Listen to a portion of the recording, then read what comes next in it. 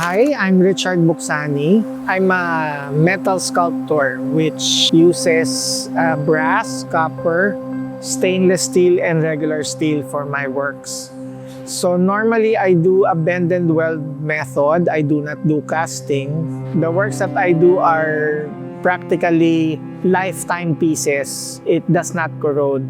Right now I'm doing bonsai trees for this show.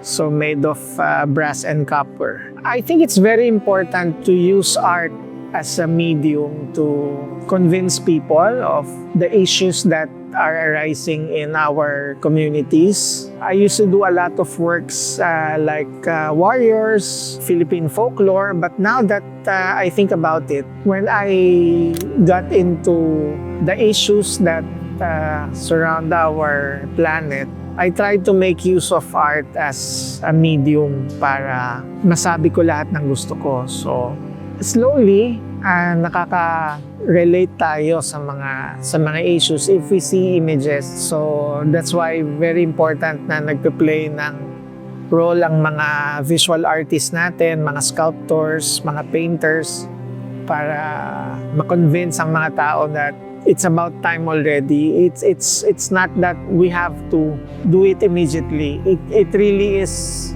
too late already, so we really have to start now.